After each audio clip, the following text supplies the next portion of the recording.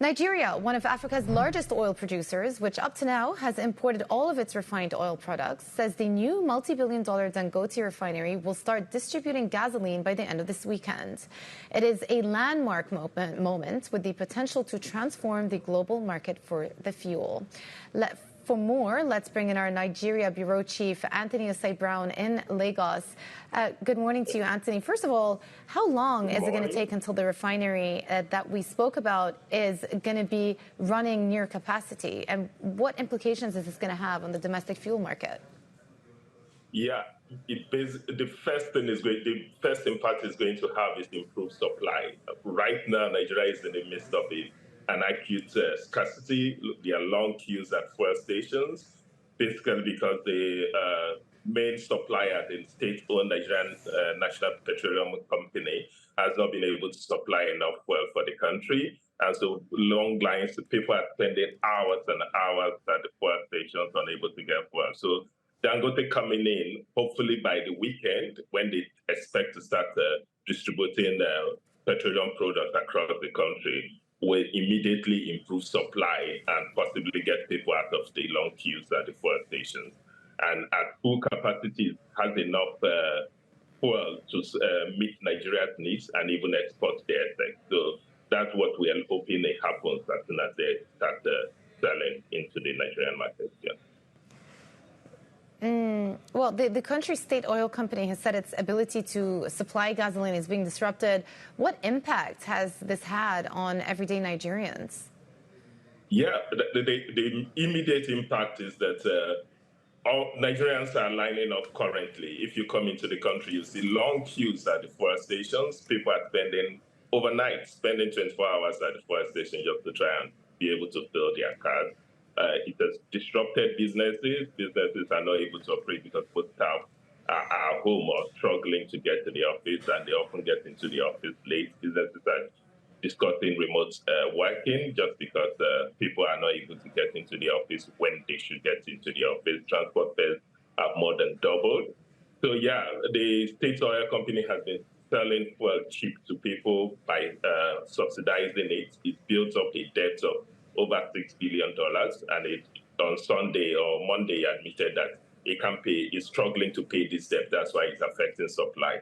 So Dangote is just coming in at the right time. That will help reduce some of the stresses on the economy. Yeah, certainly appears to be the case. Anthony, thank you for bringing us that report. Anthony Osae-Brown in Lagos. Well, to Southern Africa now, where relief could be on the way for nations battling the fallout from a record El Nino-induced drought. Better rainfall is forecast for the central part of the region, which covers Botswana, central Mozambique, Zambia, and Zimbabwe. The worst dry spell in more than a century has led to livestock deaths, a corn shortfall of at least 3 million tons, and higher food inflation. Let's bring in Bloomberg's Ray Ndlovu, who is in the Zimbabwean capital, Harare. So, Ray, just put it into context for us. How severe has this drought been, and which nations have been the hardest hit? Well, thank you, Joumanna. So the drought has been very severe because we've seen livestock dying primarily as a result of stress from the lack of water. We've seen also corn output. Corn is a staple here in Southern Africa. That is plunged, as you rightly pointed out, by about 3 million tons. So several Southern African countries have had to import corn to supplement food supplies. Some of the countries that are affected, particularly Zambia, Malawi, and Zimbabwe.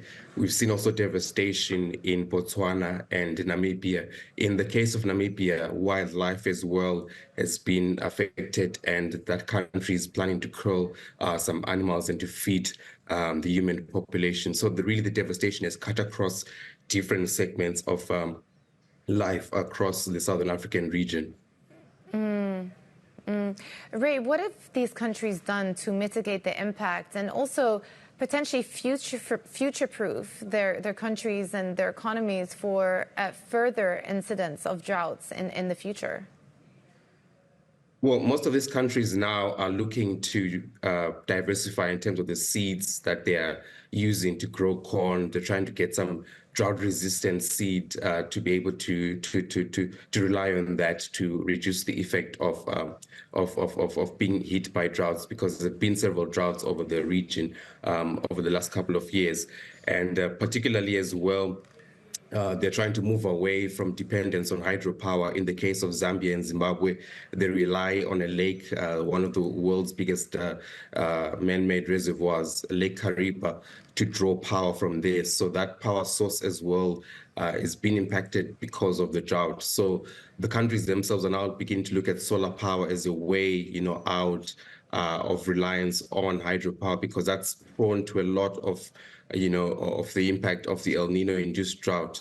And also, you're looking at countries begin to invest as well in grain and making sure that they've got enough food reserves going into seasons, and in case they have a shortfall in the coming season. So we're seeing different mitigation strategies being sort of like worked on and being put together by the different nations.